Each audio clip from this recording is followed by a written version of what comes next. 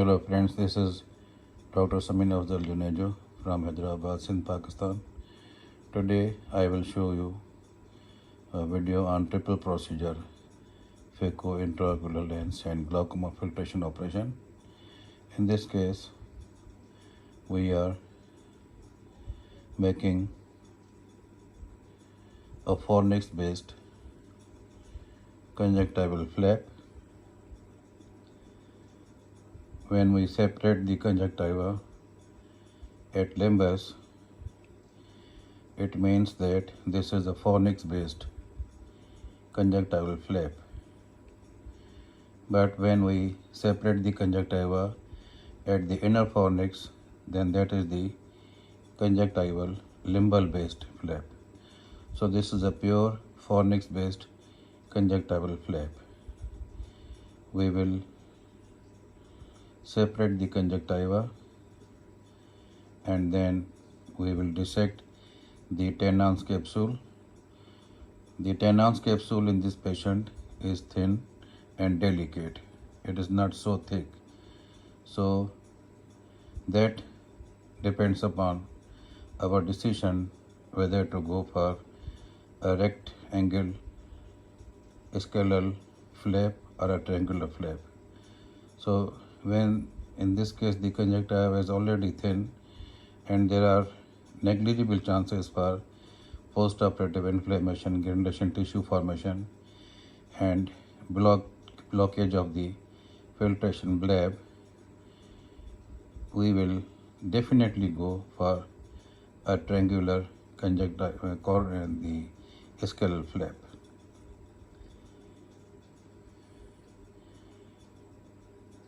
By means of surgical blade, we will separate the sclera from the rest of the globe in presence of continuous dropping by moxifloxacin ophthalmic solution.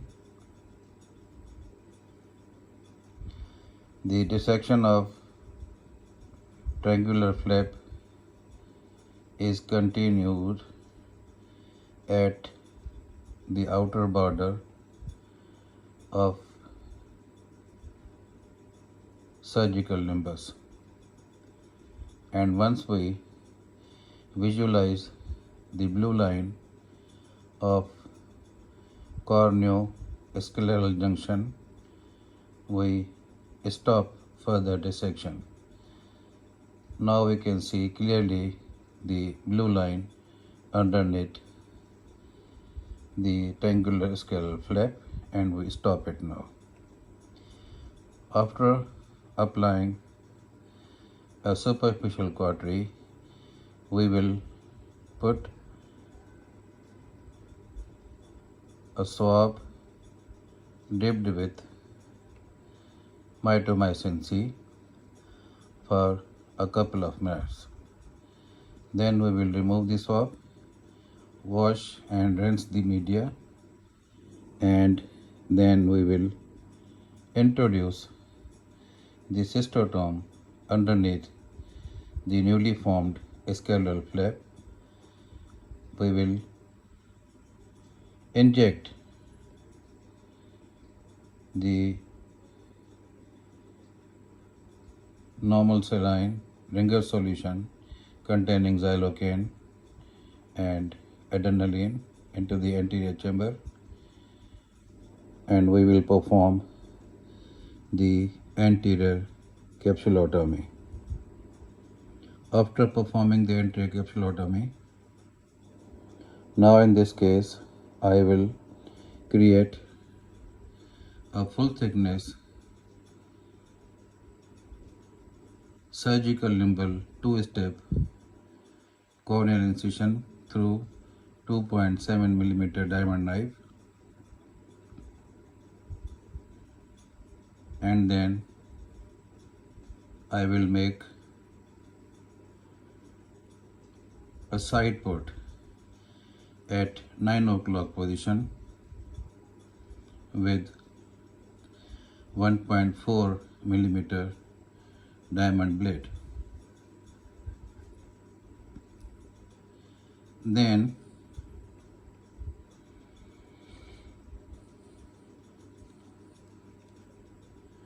after doing the hydrodissection and delineation, we will start doing our Phaco emulsification procedure in this patient,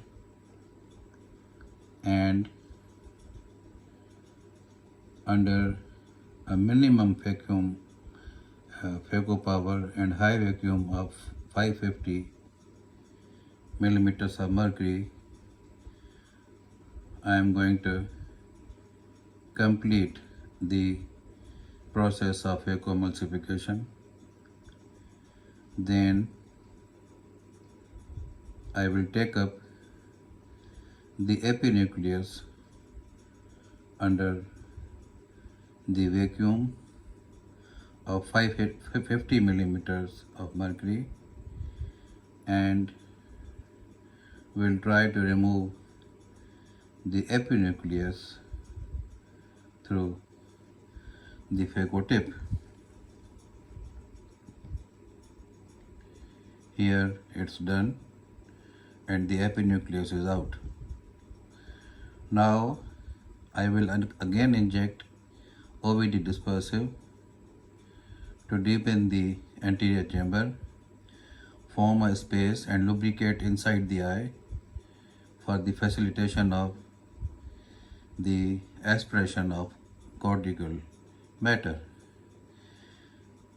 Now I am doing aspiration of cortical matter by the help of two-way Simcoe irrigation and aspiration cannula, which is the ideal instrument for this purpose. My dear friends, throughout the procedure of triple procedure surgery, we should be quite patient. We should not rush and hurry for either of the steps during our surgical procedure. Here, the cortical matter is completely removed, and now I will again inject OVD dispersive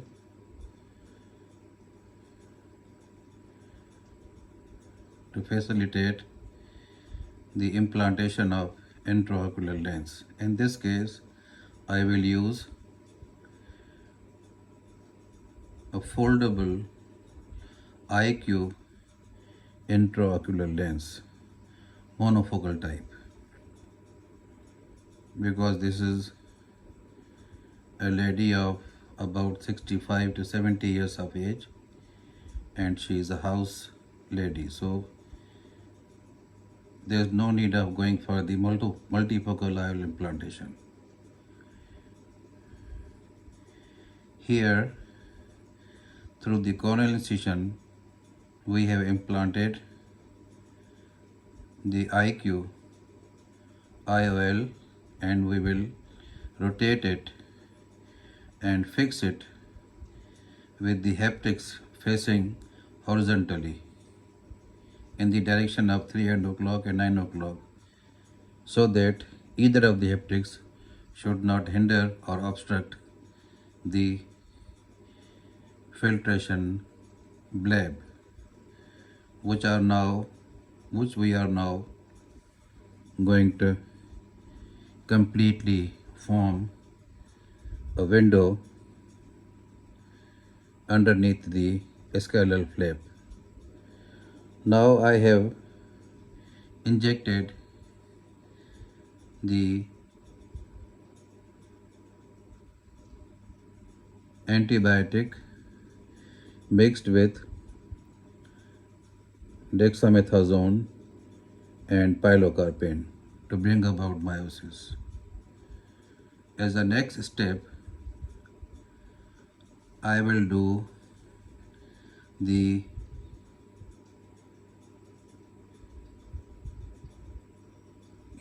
now I have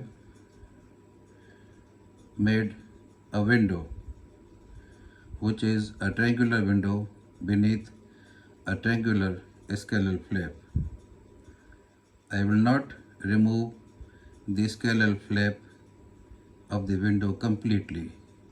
I will leave it intact from the inferior pole so that the iris should not get prolapsed after the surgery. And with the help of vena scissor, I have done a peripheral buttonhole iridectomy. You can see that a small portion of inferior scleral flap is still intact.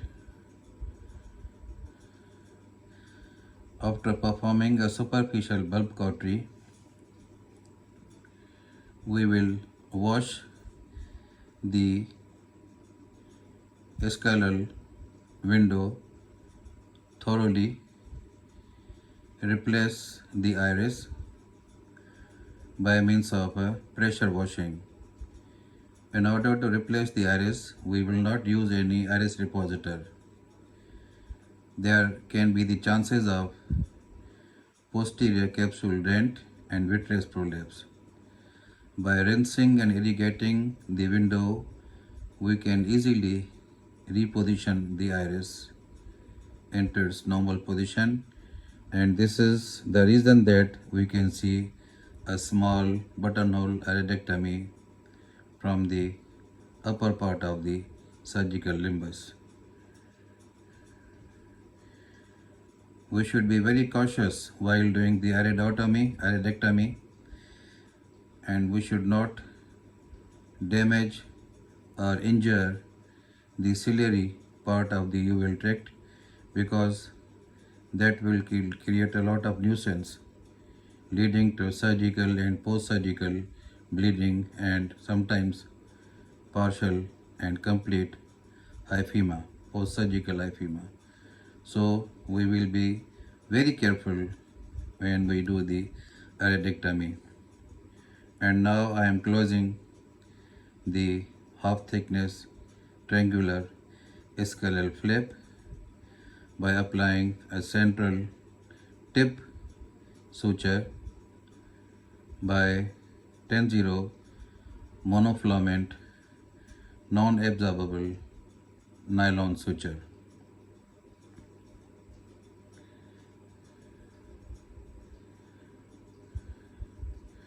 And I will apply 3 knots.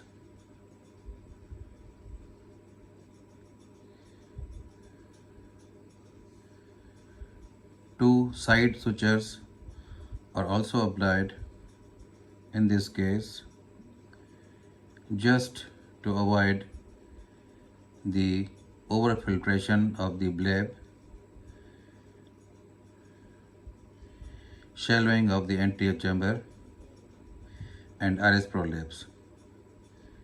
After complete closure of the scalal flap, I will inject, in this case I will inject a cocktail of antibiotic, Decadron and pilocarpine. And now I will reposition the conjunctiva, inject a air bubble. There is a lot of advantage of the air bubble. Air bubble, if it is regular round, means that there is no any induced surgical astigmatism. Air bubble, when it is a uniform single, it means that there is no any vitreous in the anterior chamber. In presence of vitreous, the air bubble cannot be a uniformly single, but there can be multiple air bubbles in the anterior chamber, suggestive of the vitreous in the anterior chamber. And when the air bubble is round and regular, it means there is no any induced astigmatism. But if the air bubble is irregular, then we have to remove or loosen the incision and the stitch, corneal wound stitch, at the direction of the air bubble irregularity. But here you can see that there is a round regular air bubble in the anterior chamber, which will get diffused within a couple of days post-surgically. And here I am applying a buried knot suture to the conjunctiva after completely covering the filtration which we have created at 12 o'clock position in the form of a triangular scalal flap blade formation will take place within first 24 to 40 hours, and intraocular pressure will definitely reach at the normal levels. We will not apply any post-operative subconjunctival injection or something like that. Thank you very much.